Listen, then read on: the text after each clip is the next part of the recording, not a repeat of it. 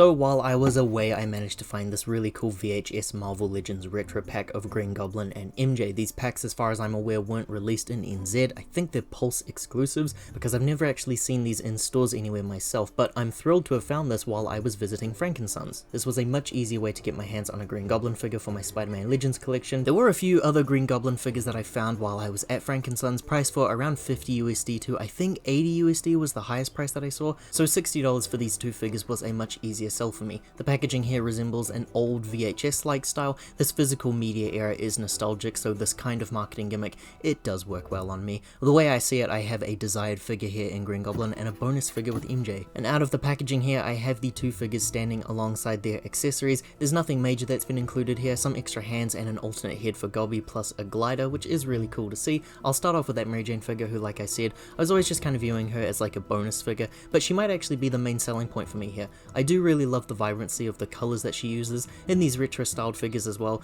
The yellows, the pinks and the purples on that plastic look really great to me. She uses some pinless joints, which thanks to the small community that watches these videos for educating me, I'm able to really appreciate choices like this now because she does just feel really great to play around with. Cowboy boots and nice attention to details in things like pockets and buttons. Some other details here are the shadows that are painted into her hair, which I've seen some people criticize, but I actually kind of like it. It's about as far as I can go with shadow details like cel shaded look on toys. For her articulation, we can move her head around, though it's going to kind of get in the way because of that hair. You can just push through and rotate the head all the way around though. MJ can also rotate her arms all the way around and features some bends here as well. She can also bend and rotate in the elbow, and we have some movements in her hands here too with the bends and rotates. The exact same thing can be said for the other arm entirely, which features all of the same movements. MJ features rotates in the upper torso but no movements for her waist. She can also move her left leg upwards and downwards with rotates here too, and bends in the knee just for good measure. Cowboy boots feature some rotates too, and also some bends in the feet there. Standing test, she was giving me some difficulties before filming, but she hasn't been too tricky ever since. And her accessories are very basic. She includes these two different pairs of hands which feature open fingers, and then these two fists here as well. You can mix and match if you please. And now for Green Goblin, that was again my main reason for buying this pack because I really wanted Spider-Man's famous villains for my collection, and I do really like him a lot, but there's just a couple of things that stand out that kind of disappoint me. So the pros first, everything to do with that special sculpting and the colors. Now Goblin in the Legends line before this used scales and had that defined look that's quite iconic to him, but this being based on a cartoon, there are no scale patterns in that, it's just smooth textures here, and I actually like that choice. The bright pink and green also works really well for me, and I think the expression that's been used and the face details are also perfect, and in my eyes, much better than that retro figure, which I was originally very interested in, and I'm not as sour on that like some other people are. Some other key choices made on Goblin here are the differing colors used for his underpants, which is accurate to the source material, and rubber-like fingers, which makes accessory holding easy to place in his hands,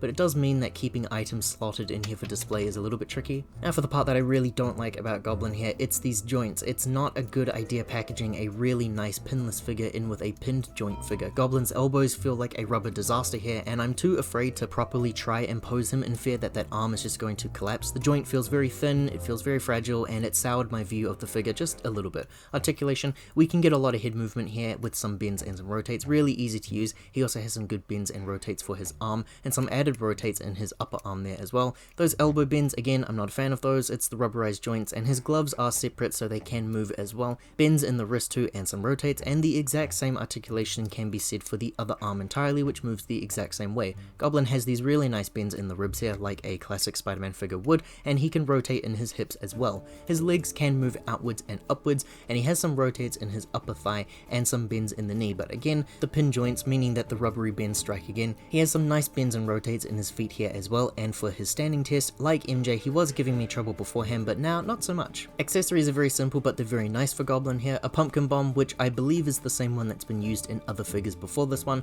I have one from Hobgoblin, and you probably have some in your collection as well. He also includes a Norman Osborn head for an unmasked look, which also is a really nice inclusion to have here, and thankfully we have a glider that's included as well. Gliders aren't that substantial really, but I do appreciate the inclusions a lot because they are very integral to these flight-based characters. He does not come with a display stand though to have him actually levitating. Goblin's feet just slide in here, and I would have preferred to have seen some sort of a peg connection or something. I feel that this works, but it can be quite flimsy, and like I said about the hands, fingers being rubber makes it very easy to have items slotted in, but it can also be really easy to have those items fall out. Swapping heads over, also very simple, the head just pops off, and then the Norman head can be placed on like so.